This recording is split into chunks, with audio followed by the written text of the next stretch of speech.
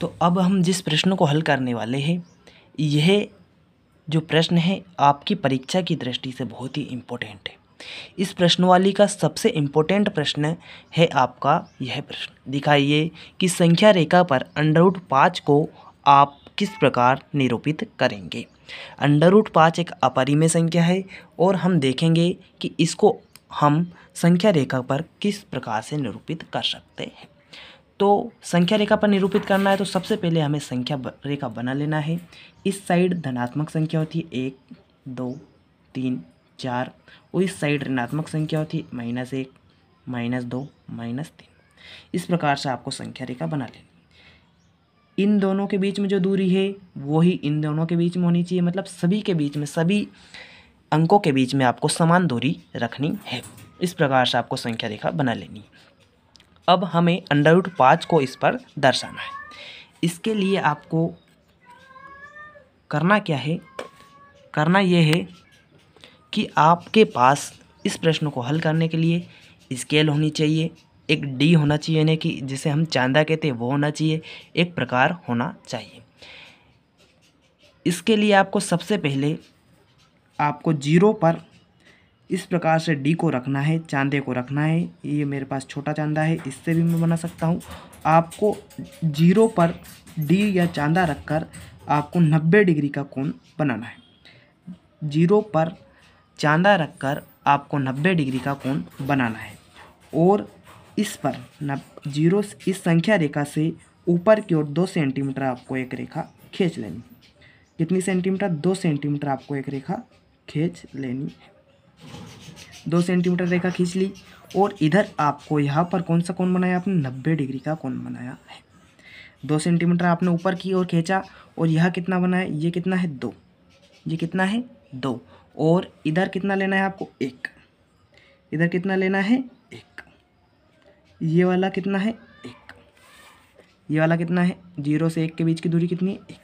आपने एक लंब डाला है संख्या रेखा पर, जो संख्या रेखा पर 90 डिग्री का कोण बना रहा है और उसकी लंबाई कितनी है? 2 इकाई है।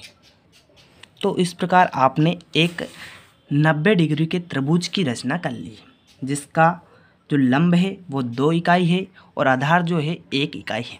आपने एक 90 डिग्री के त्रिभुज की रचना कर ली है, जिसका लंब जो है 2 इकाई है और आधार कितना इकाई है? 1 इकाई है।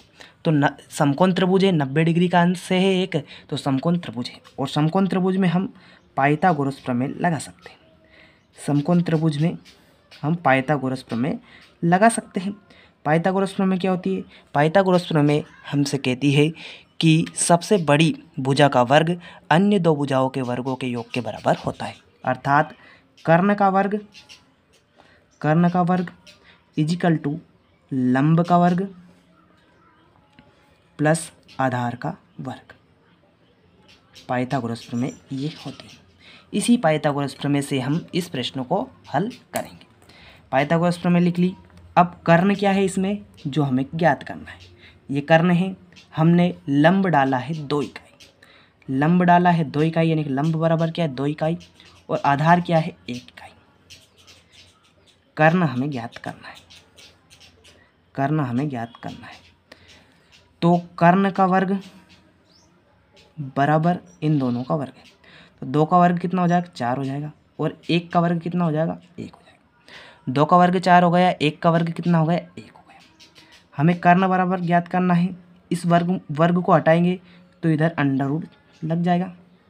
वर्ग को हटाया दोनों तरफ, मतलब वर्ग को हटाया तो अंडर लग गया। 4 और 1 5, 4 और 1 को जोड़कर 5 हो गया। यानी कि यहाँ से यहाँ तक की लंबाई कितनी आ गई अपनी? √5। और √5 लंबाई चाहिए थी हमें, और ये लंबाई कितनी आ गई? √5 आ गई। तो अब क्या करना है? हमें संख्या रेखा पर दर्शाना था, लेकिन हमने क्या किया? कर्ण को ज्ञात कर लिया है जो √5 है, यानी कि हमें एक निश्चित लंबाई प्राप्त हो गई है जो √5 है। अब क्या करना है? हमें एक इस प्रकार का प्रकार लेना है और इस प्रकार से जो हमें √5 लंबाई प्राप्त हुई है इसे माप लेना है। √5 जो लंबाई प्राप्त हुई इसे माप लेना है। किस प्रकार मापना है? दोनों जो एक पेन लेना है या पेंसिल लेना है उन दोनों सिराओं की लंबाई जो हमने प्रकार से मापा है, ये लंबाई कितनी आ गई हमें √5। इस बिंदु से इस बिंदु तक की लंबाई कितनी है √5। तो हमने ये इस प्रकार से माप लिया है कि ये जो लंबाई है प्रकार के दोनों सिरों के बीच की लंबाई है √5 है। अब इस प्रकार के एक सिरे को आपको कहाँ रखना है, 0 पर रखना है। कहाँ रखना है, 0 पर। और इस प्रकार से आपको एक चाप काट देना है। इस प्रकार से आप एक चाप काट लेना है, जैसा मैंने वीडियो में काटा है।